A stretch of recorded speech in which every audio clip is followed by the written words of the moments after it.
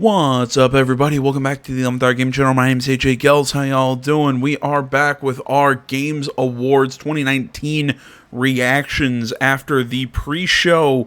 I am currently 1 for 2. I was able to get music with Death Stranding, although that one was a... I don't know. That was like shooting ducks on a pond, to use an old idiom. It was a super easy one to call. Of course, Death Stranding was going to win music or soundtrack, whatever.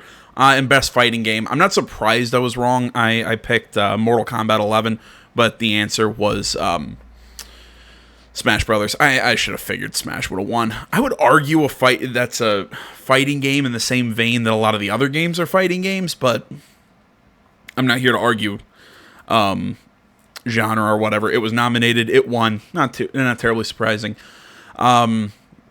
Real quick heads up, obviously we are not exactly where we left off, but there was a big musical number or something. I want to say it was Churches. I could be incorrect. I don't really know the people of Churches. I still stand by it. I did not hear about that band. I talked about this in the last video. I did not hear about Churches until I started doing radio, and then I still had to ask people, how the hell is this pronounced? Like just this random V in the middle of their name. But no, there was a musical number, and we're going to skip the musical numbers as much as I love Green Day, and Churches isn't bad. I'm just giving them shit. But I'm skipping that stuff for copyright issues. I'm skipping human interest stuff, ads. Obviously, we will keep all the trailers and the awards and everything, but, you know, just kind of cut down on a lot of the bullshit that I think that makes these awards so much longer than they actually have to be. Let me think here. I went over my record from the pre-show, basically what we're cutting out here. This is probably going to be split into 2 parts, because we're going to probably watch about an hour and then do another hour for the end of the awards, just because it makes shit easier to upload on BitChute. If you're watching this up on BitChute, wow, I think you're lucky, because for some reason my videos won't process over there. I don't know what. Apparently other people are having this problem lately. I'm working on it. I'm trying to upload shit over there, but yeah, I don't know. Sorry if this is super late and you're watching on BitChute. So there you go. Other than that, I've talked enough. Let's listen to Jeff. Jeff? I don't know. His name's spelled like Joff to me. Host and the creator of the Game Awards, Jeff Keighley. Okay, I'll say Jeff. I keep pronouncing it Joff just because of how it's spelled. Hey, Reggie Fils-Aimé. Welcome to the Game Awards 2019. I'm Jeff Keighley. It is such an honor to be here. You guys ready to celebrate video games tonight? Spell it Jeff, J-E-F-F, not G-E-O-F. Of the show, and it's so great to have all of you here. We've got so many amazing special guests: Mr. Kojima, Reggie, Mr. Miyazaki. I see Ninja. Yeah, that's Ninja. Everyone here with us tonight to celebrate games. How sad is it that I recognize Ninja? Up again for Churches and the Game Awards Orchestra. No, I was right. It was Churches. Amazing. Tonight, one of the things that really amazes... Sorry, real quick. I do have a link to the actual video down in the description, so if you want to kind of skip to, or if you want to kind of go watch the musical stuff, it's like I said, copyright thing's a bitch. Trying to protect myself here. Me about this show is how we connect the world around games, and we are live on over 50 platforms around the world. So I want to say hello to everyone here, but also everyone watching around the world. If you're in Europe, I know it's late at night. Thank you for staying up. I think we're going to make it worth your while. We've got a lot of cool surprises for you tonight. So millions of people coming together, all to celebrate video games. Now, our show tonight, yes, we're going to have awards. Yes, we're going to have a lot of brand new game announcements and surprises for you, so stay tuned for that. We know you like those. And we've also got performances by Green Day. Look, I love Green Day. I really do. I love pop punk from the 90s and all that, in the 2000s and all that. I love that. That's my shit. But why are they here? Like, was Green Day connected to any of these games that I just didn't know? What's up with that? I'm sorry. Green Day, to me, Green Day hasn't really been relevant since I was in high school. So what, about 7 years? So stay tuned. It's been an outstanding year for games. But to kick things off, let's get to our first award. And right now, let's bring out our first presenter. He is a screenwriter and producer known for The Dark Knight and also the co-creator of Westworld. Please welcome Jonathan Nolan.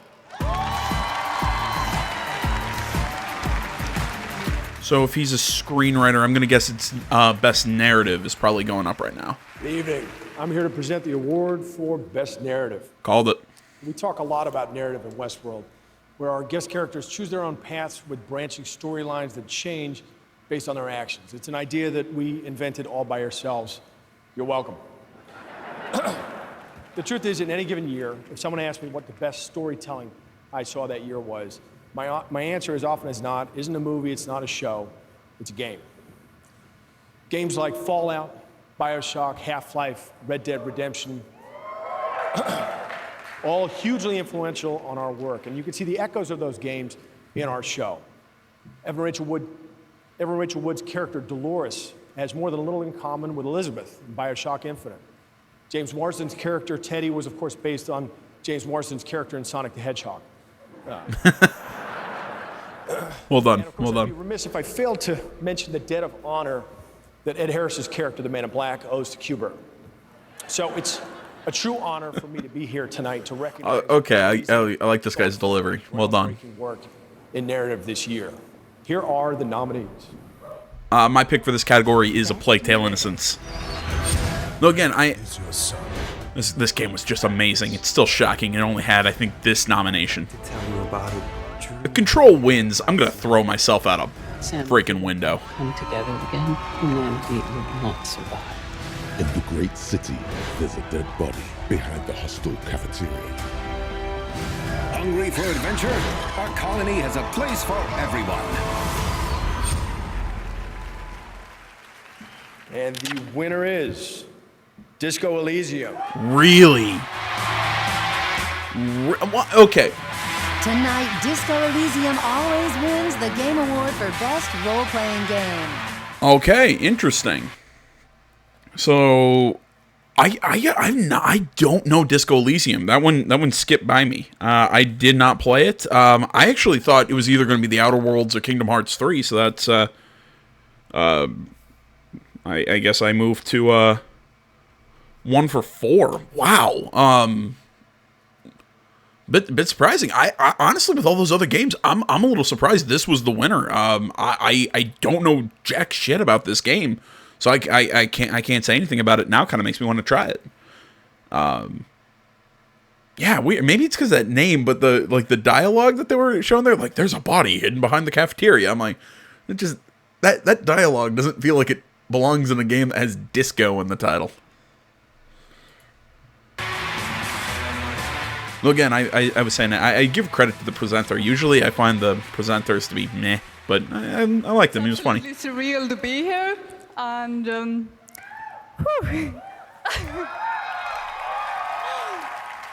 honestly makes me really speechless. But I definitely want to thank everyone who believed that this game exists when we first started talking about it, because a lot of people didn't.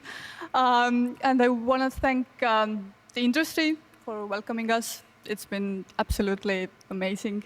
And of course, I want to thank our fans who really proved that these kinds of narrative games have their space in this industry. And yeah, thanks a lot. Woo!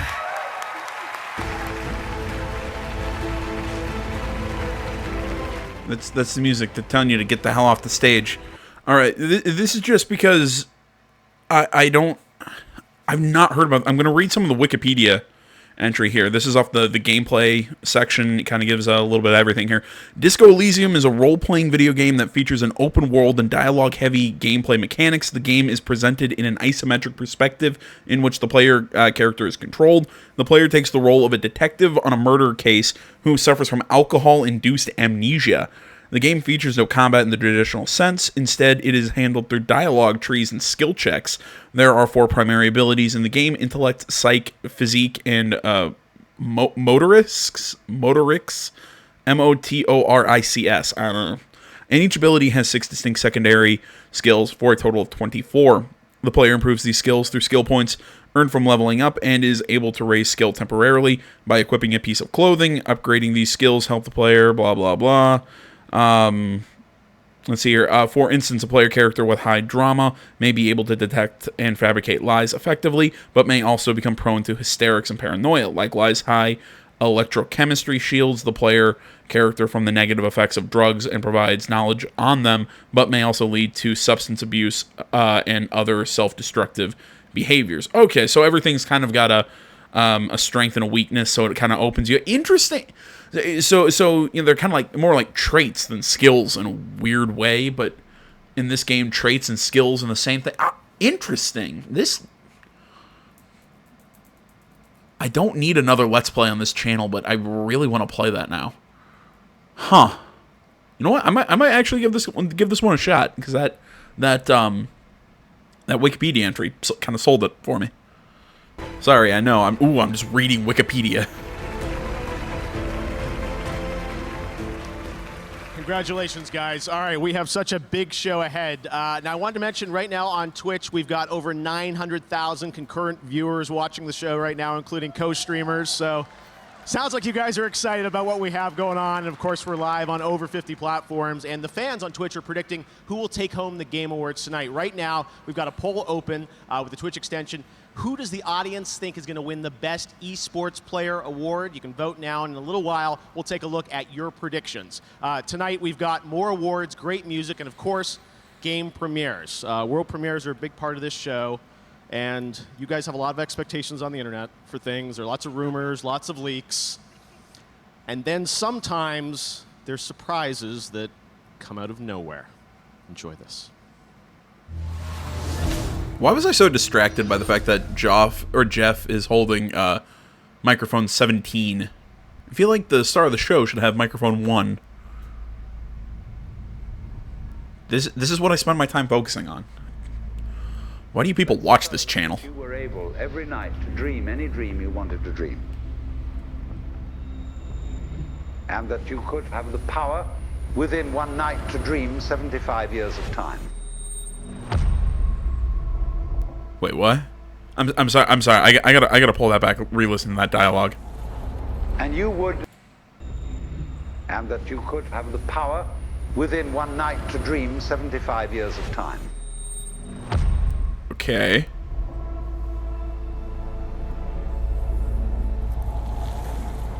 And you would naturally, as you began on this adventure of dreams, fulfill all your wishes. But now let's have a surprise. Let's have a dream which isn't under control. And then you would get more and more adventurous. And you would make further and further out gambles as to what you would dream. Oh, no, this is something for Project Scarlet. It's gotta be. Where you are now.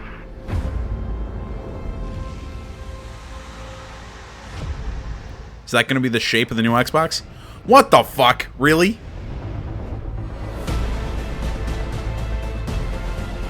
No.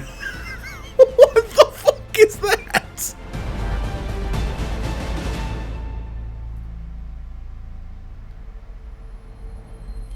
Oh, wait. So is that the next gen hardware, or? Yeah, that's next gen hardware. All right. We're gonna pull that back. I want to pause on that damn box. What the fuck is that?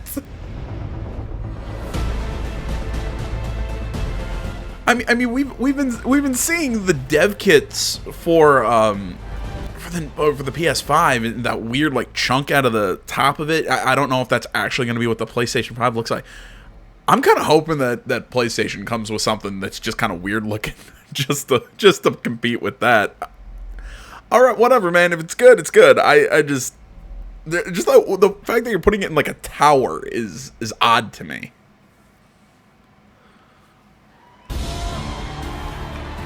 And now, he's the head of Xbox. Please welcome Phil Spencer. Oh, this guy who keeps pissing me off every time I hear him talk about stuff. For 18 years and 3 generations, we've designed Xbox. Looks like Elon Musk's younger, less successful brother. We see a future maybe older. I don't know. Absorbed in your games, where worlds are even more lifelike, immersive, responsive, and surprising. Where you are at the center of your gaming experience. Next holiday, Xbox Series X will lead us into the future of console gaming, our fastest, most powerful Xbox will set a new bar for performance, speed, compatibility. Developers around the globe are already hard at work building games for Xbox Series X.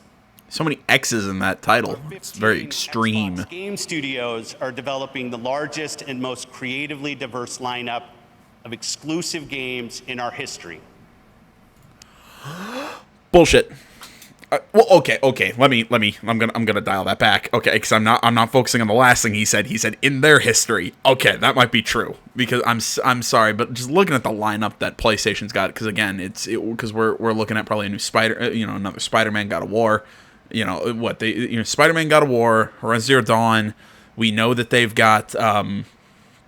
Well, I don't know anything about Ghost of Tsushima. I'm assuming we're going to get a release date, but I still have a feeling that that's going to be like summer. I feel Ghost is going to come out before next-gen hardware, but that's just a guess, and maybe it won't. What was I talking about? Right, I was talking about PlayStation exclusives. Okay, yeah, God of War, another Spider-Man. What, I mean, they still got Infamous, Uncharted. They have tons of franchises that they haven't shot in the head, like, in my opinion, Microsoft has done with Gears of War and Halo. I mean, what? Is it going to be, ooh, look, another Forza game? Ooh, look, we're going to do Ori 3. Here's State of Decay 3. I love State of Decay 3. I love that game. But how many times have I said it? These tiny, tiny studios that Xbox keeps picking up and amalgamating into Xbox Game Studios, they aren't making these massive projects that a lot of the companies or a lot of the development studios under the Sony brand are doing. I don't know. Maybe they're working on a whole bunch of big shit that's not been announced, and it's going to come out, and I'm going to eat crow. Look, I did that on the Nintendo Switch. I'll admit, I can be wrong. I'll always admit that. But from where I sit, everything I have seen out of Xbox, I'm just like, you guys just. It looks like you get just. You're happy. Just keep getting kicked in the teeth by Sony. I just don't get where you're going with this, man. Tonight. Sorry, I know, rambly, but to reveal a project early in development from an incredibly talented, creative team who are no strangers to the Game Awards. What you're about to see. You're bringing Cliff Bleszinski back to Gears of War. I'd love that, actually. To take full advantage of Xbox Series X. I would actually love to see Cliff Bleszinski come back and work with Machine Games, and granted, I mean, he worked with Epic on the original. Oh yeah, that's right. They picked up Ninja Theory. Okay, you know what? I'll shut up and stop making a joke here. This actually, because I loved Hellblade.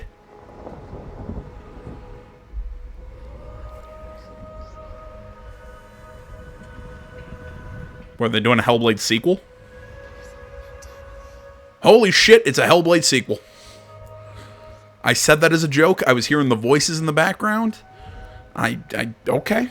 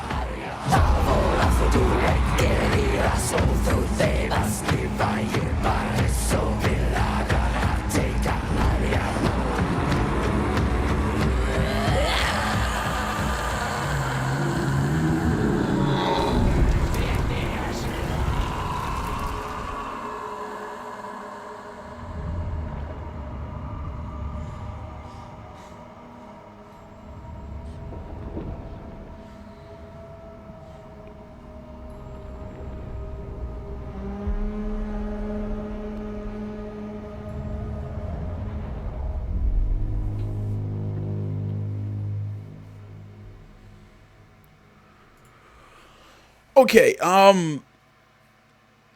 one, that was a really cool trailer, but two, I'm really curious to see what they're gonna do with this, because the whole thing, I'm gonna, I guess, spoil a little bit of Hellblade, the first game, or at least give my interpretation of the ending. It was the thing I loved about Hellblade was always this kind of game of, is Senua mentally ill? Is she actually dealing with the gods like God of War style? And I think at the end of the game, we find out that that the story of Hellblade was, this is a girl, I'm going to guess she's probably schizophrenic, given the fact that she's hearing voices and seeing shit and all that.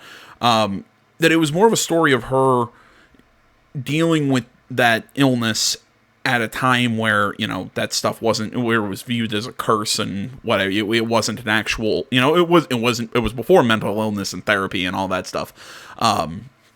It was her not only dealing with that, but the death of a lover, and somebody very important to her. You know, the entire thing was her trying to bring him back. That's why she's carrying his head along with him, and then kind of learning to deal with that grief and then let go. It was a really deep game that kind of kept you, like I said, having that whole, like, is she, like I said, is she mentally ill? Is she, saying, is she mentally ill? Is she actually dealing with the gods, God of War style? Like, what's going on with that? If I did a full LP for it, I mean, honestly, I'd suggest playing the game. It was great. I think it was like $20.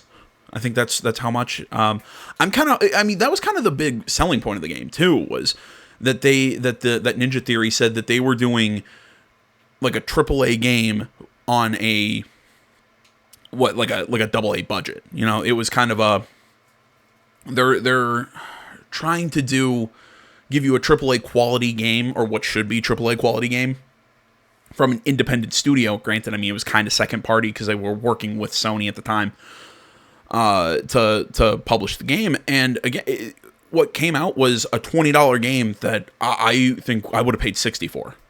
So I don't know. I mean, I don't know. Would it kind of be weird that they go from that to now charging a full $60 with Xbox? Because I feel Xbox is going to want that cash grab, especially with something that was so. But at the same time, it's like I said, I would have paid $60 for Hellblade and not been sad. It's not even the cost. It's like I said, it's part of what made. I'm sorry, I know I'm kind of jumbling on my thoughts here, but part of what made Hellblade so incredible was the question of what's exactly going on with Senua, what's real, what's not, this sort of, like I said, tale of loss and learning to let go of the past and everything like that, and grieving and moving on and all that, you know, that emotional shit.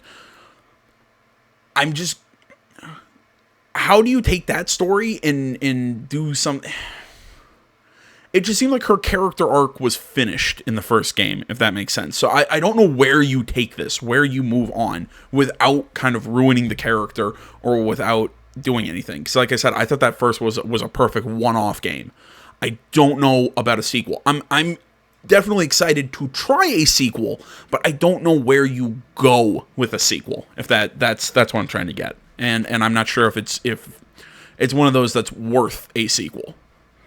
A lot of people said that about The Last of Us, you know, that why do we need Last of Us Part 2? Last of Us it was the perfect ending. I'll give you, it had a definitive ending, but I think there were still stories you could tell. And who knows, maybe, like I said, maybe that's a situation with this. It's just, I see the ending to the original Hellblade as a very conclusive, concrete ending that didn't need a sequel. But, what the hell do I know? Damn good trailer, though. That's, God, so many X's.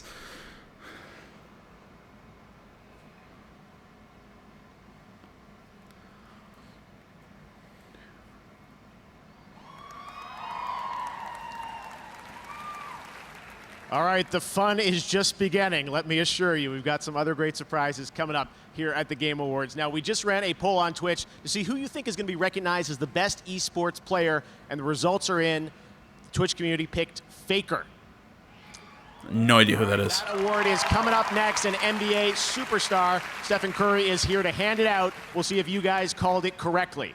And still to come in the show, we've got performances by Green Day and Grimes, more amazing music from the Game Awards Orchestra, special announcements from League of Legends, Fortnite, and Apex Legends. Norman Reedus is here.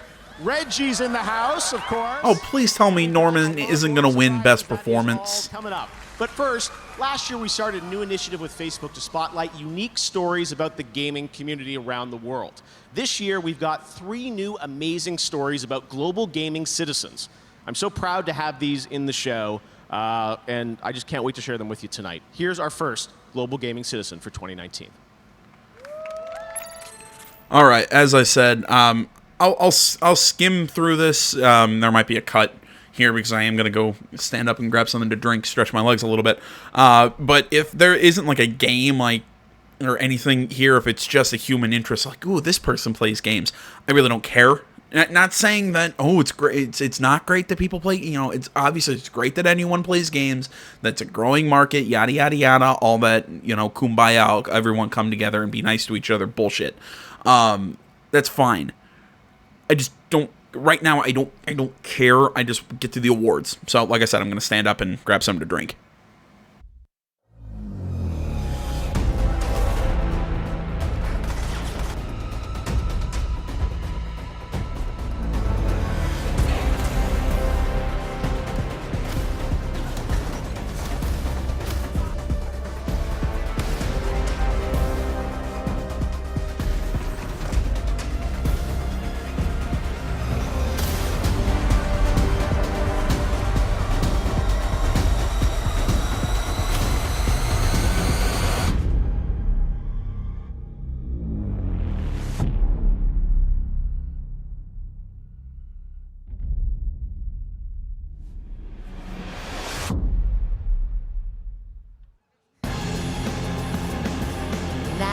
Please welcome 3-time NBA champion and 2-time most...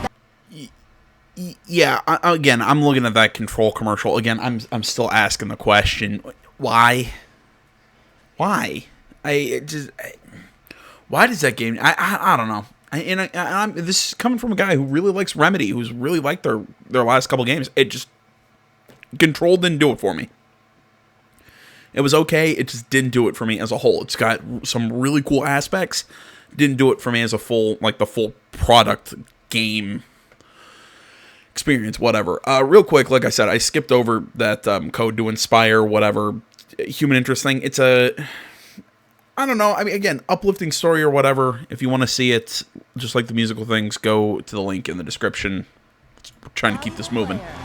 And I know I'm pausing and it's an oxymoron. Whatever. Stephen Curry.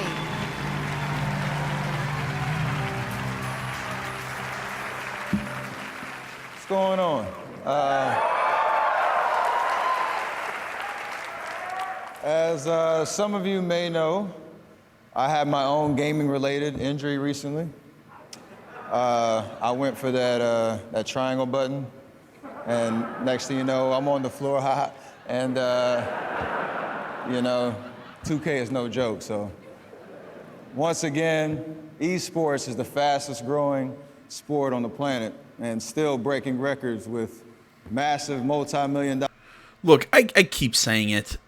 I mean, no offense to anyone who's a professional esports player. I respect them. I love esports. It's not a sport. It's like chess is not a sport. For the love of God, no, it's not a sport. It's a competition, extremely competitive, requires a high amount of skill. I'm not trying to diss them. Everybody, when I say this, people think that I'm trying to, oh, you're taking away from what they are. I'm like, no, they're not athletes. A lot of them are, yes, in better shape than I am. I will give them that.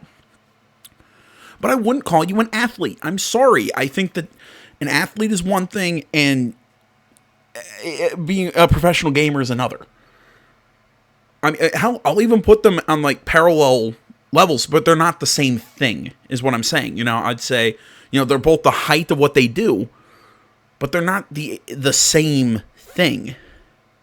And I'm not saying that one's better, one's worse, one's this, that, the other thing. That's not what I'm saying. I know I'm trying to hedge this so much. I mean no disrespect. It's just not. I just have a problem with the language. That's my problem. Sorry. Prize pools, and the award for Best Esports Player recognizes both outstanding play, regardless of the game, and also good sportsmanship. So here are the nominees.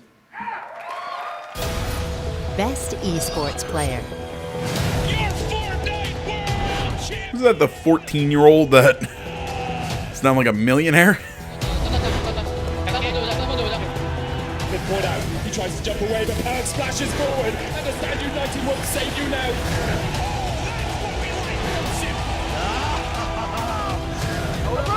Yeah, I honestly, just because, again, he's a Counter-Strike player and I'm a Counter-Strike fan, it's got to be simple. That guy is just... crazy good. And the Game Award for Best Esports Player goes to Booga. Yeah.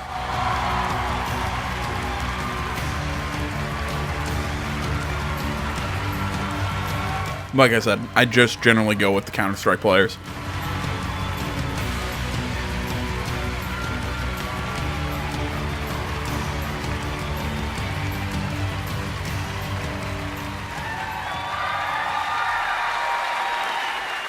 Wow. Thank you guys so much. This is like the best way to end off my year, honestly. Thank you all to my fans, my family, my friends, my team Sentinels, and most importantly, Epic Games for making any of this possible. And I'm so glad to be a part of this community, and I can't wait to see what the future holds. Thank you guys so much.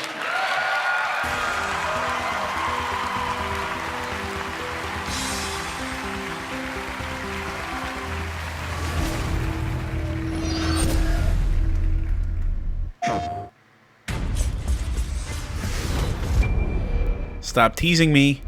Don't show the PlayStation logo and make me think, oh, here it is. Here's Ghost of Tsushima.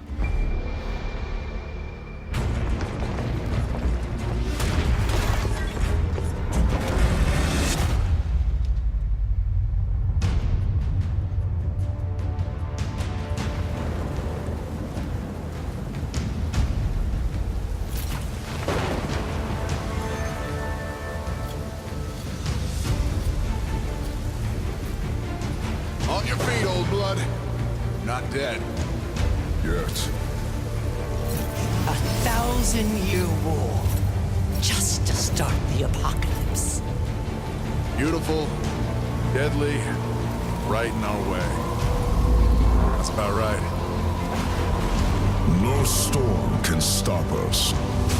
Am I the only one looking at that tower or whatever and thinking it kind of looks like something from Mass Effect?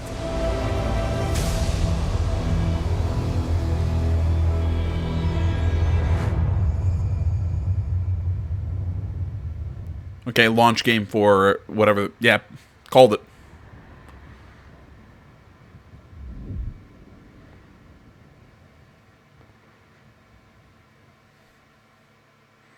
PlayStation. Okay, this is something I was talking with Brian Gade in the State of Play video. Why the hell was that not shown there? Why was this shown at the Game Awards? He brought up an interesting point of saying that, you know, the Game Awards is probably going to get a wider viewership than a Sony State of Play. Fair enough. It's weird that they decided to make kind of like a lackluster, you know, here's our 25th anniversary, and, you know, we're coming up on this is the end of the year, and we're coming up on a new console generation, and we're not going to unveil the PS5. We're not going to show you PS5 launch games. We're not going to show you any of the massive sequels that you know, us as fans know are in development. The fuck? And I apologize for cursing there, but we know that some of this stuff's in development. We know some of this stuff's in the works, and they just choose not to show it at their event. That's odd to me. Just like that, it's, you know, PS5 2020, this new PlayStation exclusive. Why was that here and not their own specific event? Like I said, I understand. Maybe it's just an idea that the viewership here is more. It's just it's odd to me from a marketing well, maybe not a marketing standpoint, because again, if your goal is to market to the widest amount of people, it's almost like, why have your own personal event if you're going to release all the good stuff during the Game Awards 2 days later? That's what I'm trying to get at. Oh, you noticed that? Yeah. PlayStation 5. All right, this show's on fire. I'm here with Keith Lee, the CEO of Counterplay, and look. Is it a shock that PS5 is coming out in 2020? I mean, I'm trying to think. Have we actually ever had like an official announcement that PS5 is in 2020? I mean, I know so many people have just been assuming, and I mean, especially now that Xbox has come out and said that, yes, Xbox Series X is coming out fall 2020. Yeah, and that means so's the PS5. I mean, PlayStation 5 is not going to wait like a year to come out with new hardware. They're gonna fight head to head with Xbox. I'm not surprised about that. It's just acting like that's something like, ooh, new 2020. Yeah. Steve Gibson, the president of Gearbox Publishing. Guys, brand new announcement, brand new IP, new game. What is Godfall? Godfall is a brand new IP set in a brand new fantasy universe filled with heroic knights and mysterious magic. We call it a looter slasher. All right, so looter slasher. Can you not read the prompter? So we're here to reinvent combat for loot-driven action Apparently not. RPGs. We'll have third-person, real-time melee combat as you hunt for awesome loot. You can also play the game in solo as well as in co-op. It's going to be fun for everyone. Well, it looks absolutely incredible. That was all. And when I say I'm not trying to say it's like I'm not trying to make fun of him. Say, oh, can he just not read a teleprompter? No, what I'm saying, the joke that I'm trying to make here is that just the way he's talking makes it seem like the only way he can talk about this is if he reads the prompter. That's the joke. I know I had to explain it. It kills it, but whatever. Engine, you can see the game that we're going to get to play there. Steve, from Gearbox's point of view, you guys nominated tonight, obviously Borderlands. Congrats on that. But how do you guys fit into this picture with Sony and with Counterplay? Oh man, we love our co-op and our gear at Gearbox. So here we are, man. When Keith showed us Godfall, it's the way they're looking at each other is a little creepy. Our friends over at Sony, our friends over at Epic, say, hey, help us make this work on your technology and your hardware. Keith, we're going to do everything we can for you, man. And we're excited. We're so excited to announce this is going to be this is launched exclusively on the PlayStation 5 and Epic Game Store this holiday. All right, holiday 2020. This holiday 2020. We're going to get, PlayStation 5 games. What's going on? All right, this is amazing. Well, guys, congratulations. It looks absolutely incredible. I'm sure we'll see more next year, right? You sure will. Awesome. All right, congrats on the announcement. Awesome, guys. All right, well, we'd like to welcome the guy in the middle just seemed super uncomfortable in that entirety to me. Audio design for best in-game audio and sound design. Those nominees are...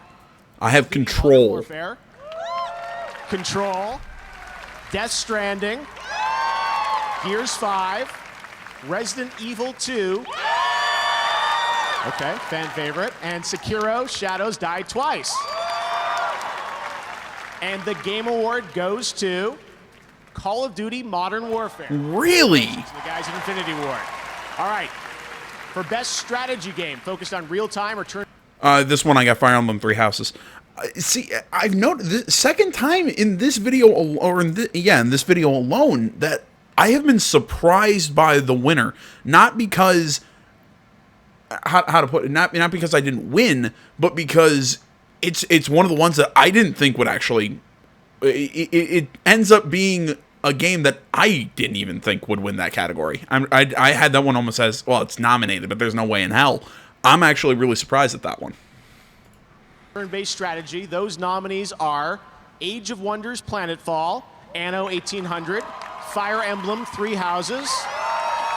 That one's my pick. Total War Three Kingdoms, Tropico 6, good game. And Wargroove. I'm talking Total War is also a good one. Goes to Fire Emblem Three Houses. All right, there we go. I got one. All right, in the category of Content Creator of the Year. I don't have a pick here. Content creator who made an important. Like I said, I don't have a pick in this category. But all credit to Fire Emblem Three Houses. That game was great. I'm still a little miffed that Sothis, or the woman who voice acted Sothis, didn't get a nomination for Best Performance, because I thought she killed it in that role. Again, maybe it wasn't her performance. Again, maybe it was just her voice that I loved so much. But no, Fire Emblem Three Houses, it's just another game that I thought was like Plague Tale, like Concrete Genie, just didn't get anywhere near the nominations it deserved. I mean, hell, I wouldn't have been surprised to see Fire Emblem get soundtrack nomination, because still would have lost Death Stranding in my opinion, but it still had some really good music. Important and positive impact on the industry this year. The nominees are Courage, who's in the house here, Dr. Lupo, Ewok, Gref, and Shroud. So I take it in Gref, the second G is silent. Shroud. Congratulations. All right, well, we've had some great world premieres and announcements to start off the show, and we've talked about Xbox, we've talked about PlayStation. another platform we probably should talk about now. We have another world premiere, brand new game announcement that I don't think you guys are expecting, but we're really excited to share it with you here on the Game Awards. Check this out. Persona 5 on the Nintendo Switch. Sorry, I will always hope for that to happen.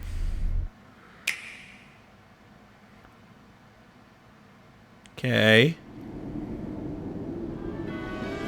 It is time to choose. Accept your fate and await oblivion. Or make a stand and fight for survival. Step into the light, young hero. It's a Final Fantasy game? Brave. Like, can anyone tell? Can anyone like think where I would go? Is this a Final Fantasy game? Because it just sounds like one.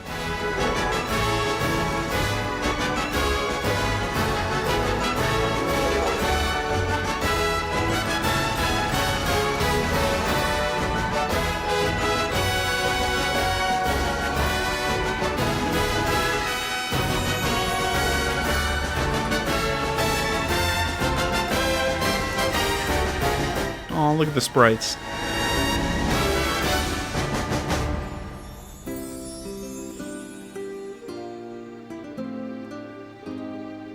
Okay.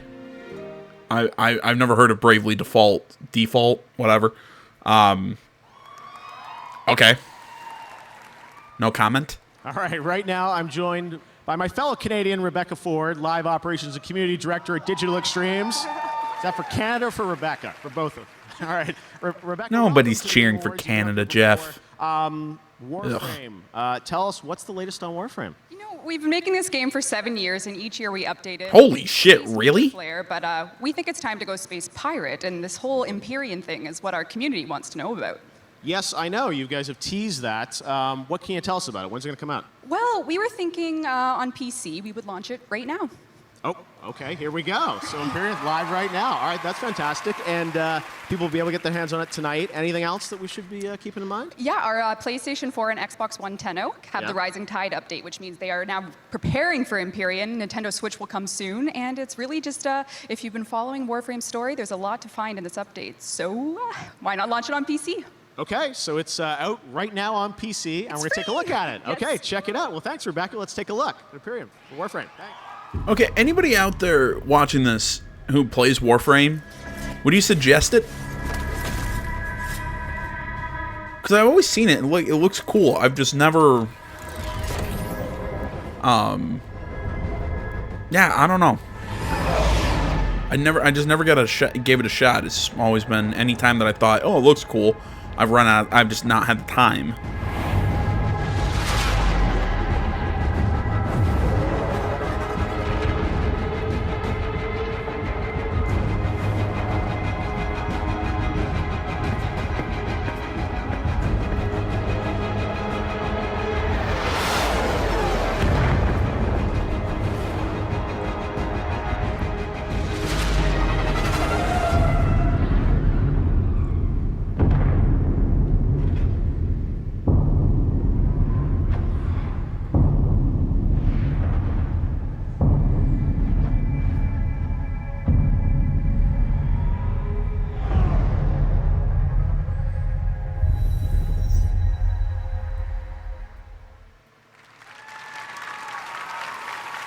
Tonight, we're happy to welcome Samsung as a new partner of the Game Awards, and throughout the night, you'll be hearing from my fellow Canadian, lots of Canadians tonight, Linus Tech Tips about Samsung's QLED TVs, which are optimized for the best gaming experience. Take a look.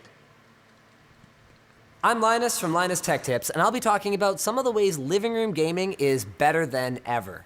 Yeah, we're going to skip this. And Ewok's here with us tonight. We're so glad to have her with us. All right. Here with me now is Daniel Ketchum. He's the Senior Art Director for Magic the Gathering. Dan, welcome to the Game Awards. Thank you. Happy to be here. You're on brand. What's next? Well, Jeff, I'm excited to tell you that in January, Magic will be returning to one of our most beloved worlds. So the last time we went to Theros, a world of gods, myths, and monsters, we saw our hero, Elspeth Tyrell, my favorite planeswalker, betrayed by the gods and banished to walk the underworld. But now our hero is ready to defy death and escape her fate. and I'm here to give you a sneak peek at what's in store for her. Now, with music by Ramin Djawadi, this is the trailer for Theros Beyond Death. All right, check it out. Thanks very much.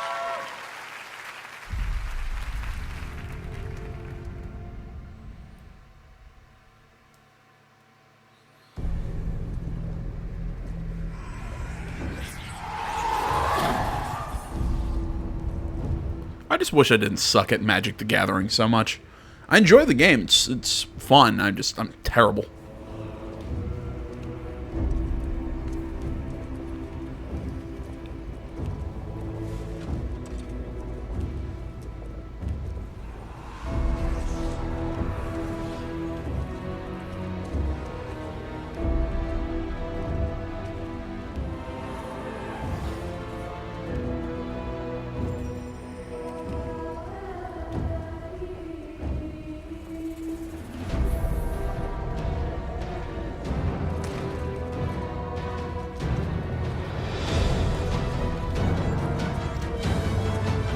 Yeah, you're trying to save someone. Maybe you should start at a run instead of... Whoa, that's cool.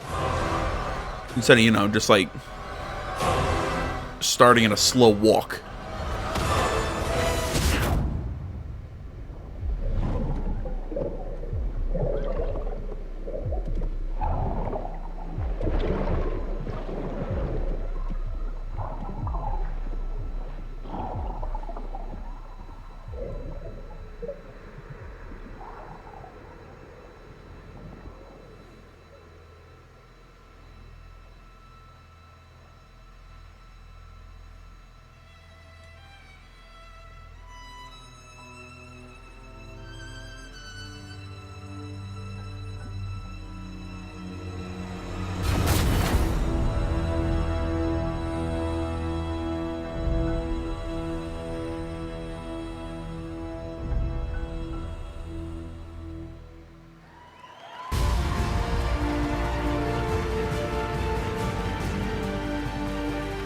All right, the new game announcements just keep rolling here at the Game Awards. Eventually, we'll get some games you already know about, but let's keep going with things you haven't seen before. Here's another world premiere.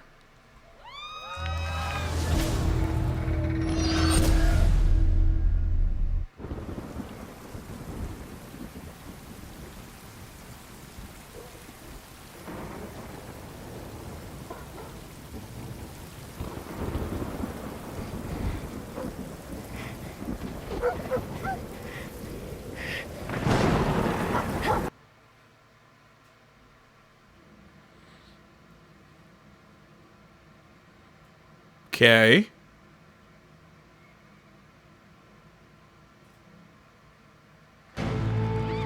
Now, she's a creative director and the lead art designer from the Evil Within series. Please welcome Ikumi Nakamura. Hey, is that I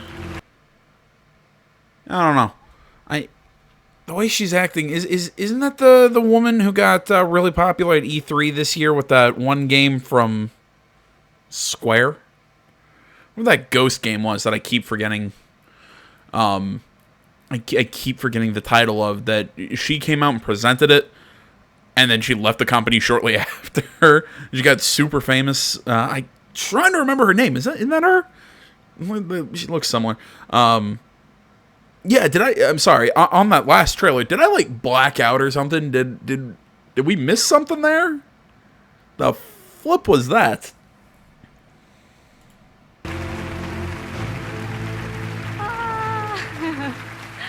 Hi, please bear with my English. Okay? Good art can change over time, but great art stays great. Great art sparks joy in our brains and helps us to change the way we think. Because sometimes we need to change to survive. This year, I had a big change in my life, and it's been a crazy year.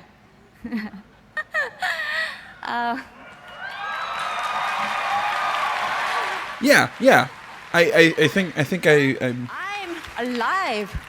Was it a crazy year for you? Sorry. Yeah. I think I'm right. I think this is who I think it is. You are not alone because I'm here.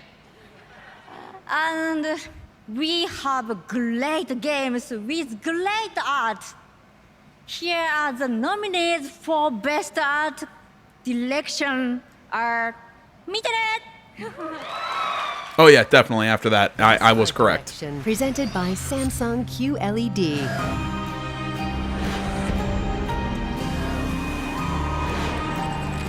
All right, this is one of those categories that I've hedged on. I have either Control or Death Stranding. I think Control, because it really did a lot of cool things visually, how it played with perspective, and it did a lot of really cool things. But from just a purely technical, mechanical side of things, Death Stranding was just gorgeous. Yeah. So those are my two picks. Either Control or Death Stranding.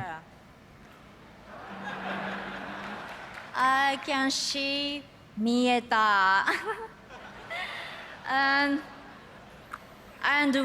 Oh, it's Control. Is Control. Yeah, I'm not surprised by that pick. That's half a point for me.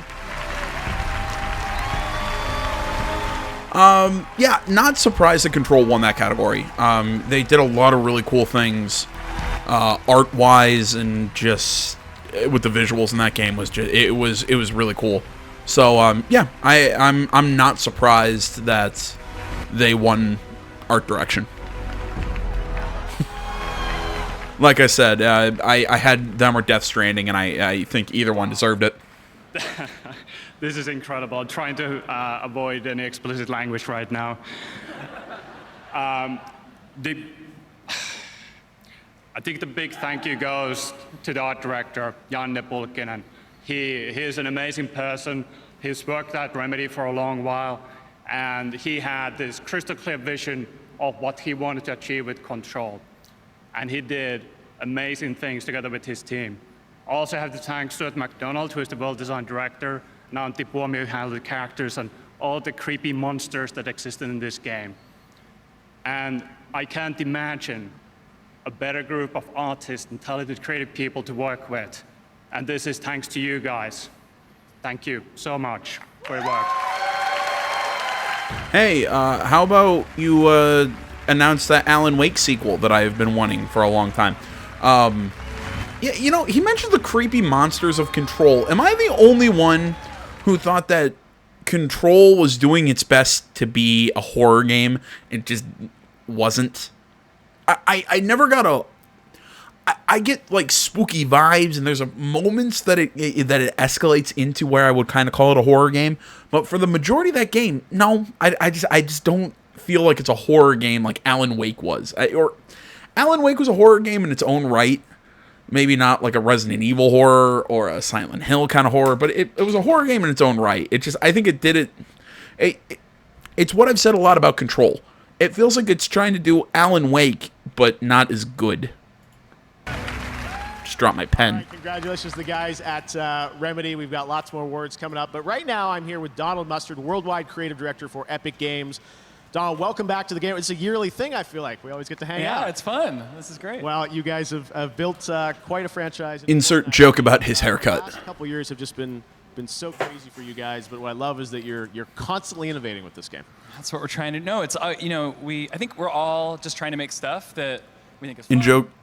Insert joke about his last name. Never quite expect something to take off the way that Fortnite did, right? But once that momentum happened, we're just like, man, how do we we gotta lean in, and how do we find ways to really just push the idea of what a persistent virtual place can be. And so that's why even this year, Marshmallow it's like concert the was concert. insane. Yeah, we start the year off with a concert that has, over 10 million people in it. We roll into huge monster fights, and we've got the thing we've been planning forever to like, how do we find a way to suck the entire world into the 0 point black hole and turn the game off and like all this stuff. But that all, in some ways, I think, pales in comparison to what's about to happen this weekend.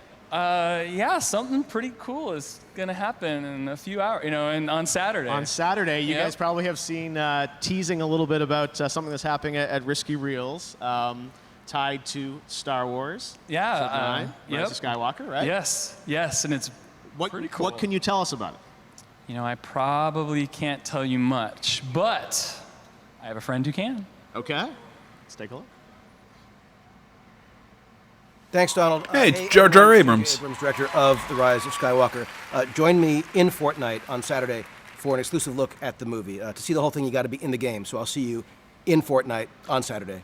Thanks. Look, I will only attend if you admit that. Well, actually, I guess he kind of has done that in an interview that Rian Johnson ruined your trilogy. Running a clip or whatever. Just saying. I don't know how much you want to reveal, but you and I have been talking all year about building a live experience around this. I'm excited. I'm going to get to actually be in the game as well, kind of interacting with JJ. And I don't know how much you want to tell us about it, but it's going to be a live participatory experience, right? I think it's going to be like something that no one's ever seen before, ever. I mean, JJ and Jeff, we're going to be live. Yes. Oh, and we're also, that's the glider we're going to get, I think. There's right? also going to be that. Exactly. Wait, so hold on. That's what like happens. Star Wars. That's what happens when you do it live, right? So you never know. There's an attack happening. Everyone who shows up, like as you drop out of the battle bus, you're all gonna pop those out. Like everyone that shows up is gonna get TIE Whisperers. It's awesome. You're flying around, and JJ and Jeff will be there live in the game, and we're gonna see this awesome clip from Star Wars. It's brief, but I've seen it many times. It's very, very good. Yeah. You want to see it.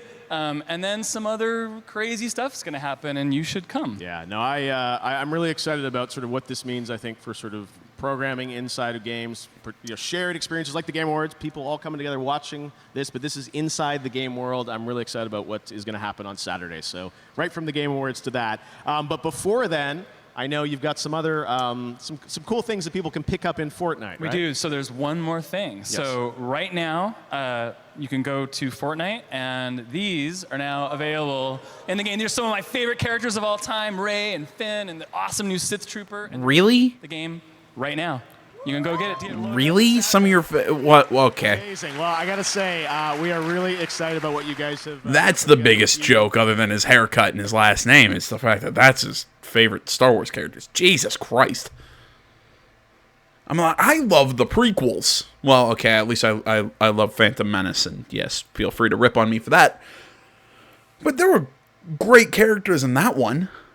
Pick them, not the new trilogy. Ugh. I kind of like Poe Dameron. That's about it. Lucas and Disney to have this come together this week. And I know these things are never easy to pull off, but yeah, I'm really excited about what it's going to be. So Saturday, 2 p.m. Eastern, and it's live. Like, we're doing it live, and it's going to be amazing and crazy, just like this. I was going to say, we'll be there, and there'll probably be TIE Fighters. There'll be other crazy things going on.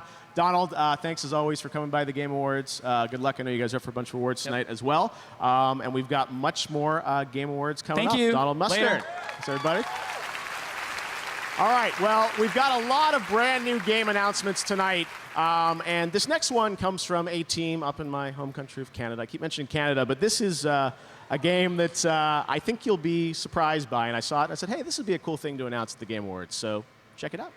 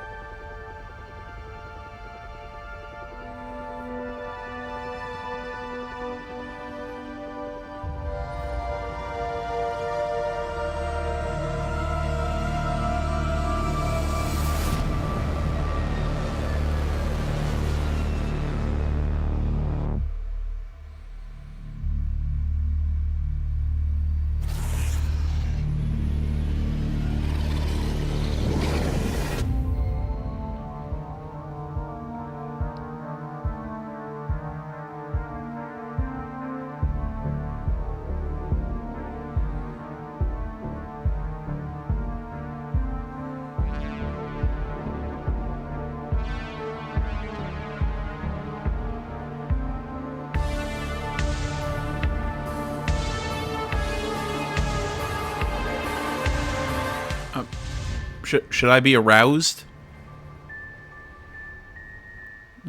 I'm not sure what that was supposed to do for me.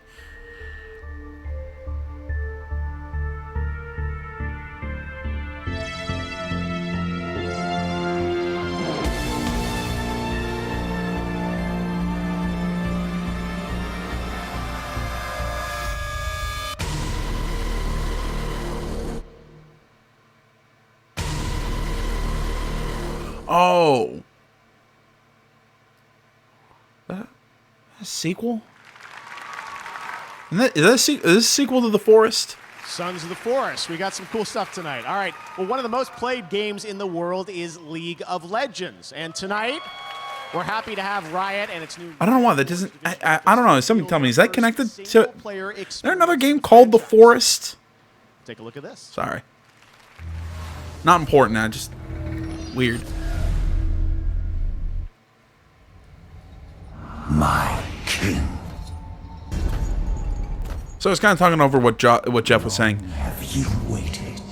I think this is single player stuff for League, which has been talked about in the past. Has come for your revenge.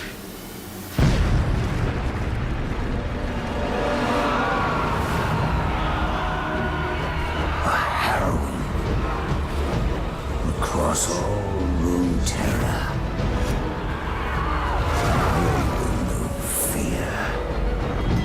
Suffering, ruin. They will know your name.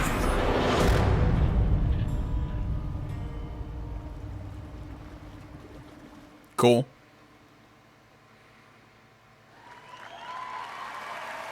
Ruin King, Airship Syndicate. I'm here with Joe Mad. Joe, you guys have made some amazing games over the years. First of all, congratulations on working with Riot. The reveal of you guys making the first game, what it is. Tell us more about what we just saw in that teaser. Yeah, so I'm so excited we can finally talk about this. I was sure I would leak it before now, but we are doing the first ever Riot Forge game. And as you saw, it is The Ruin King, a League of Legends story. We're basically building on our experience making Battle Chasers and Darksiders to create a story-driven, turn-based RPG. We have a new take on turn-based combat that's really cool. Obviously, the art and visuals that our studio is known for. And the story takes place after Burning Tides. So everyone believes Gangplank is dead, Bilgewater is in chaos, and you'll actually play as some League champions and explore Bilgewater, the Shadow Isles, and we have a lot of other surprises as well. And Poros. They're mandatory, apparently. All right, well, it sounds like this is something you've been working on for a little while. I feel like that would mean something more to me if I knew my League of Legends lore. And I can't Kept say a anymore. secret. Okay, that's all you're allowed to say. All right, well, it's so exciting to have Riot with us here at the Game Awards for the first time. Joe, you guys, It's an honor.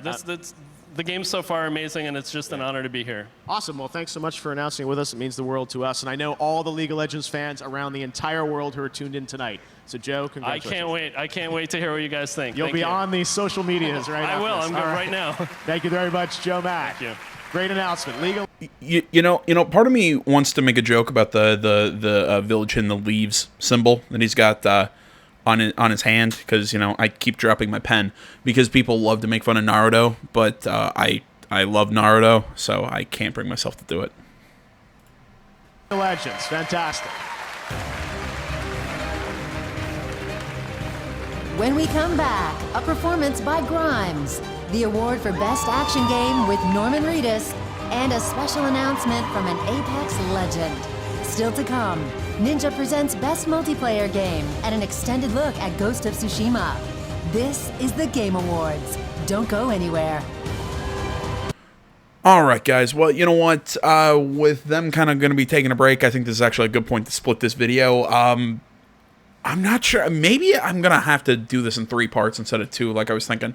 But actually, we're going to have to wait till tomorrow. It's actually later. I lost kind of track of the time. I thought, I don't know. For some reason, I thought I started this earlier in the day than I did.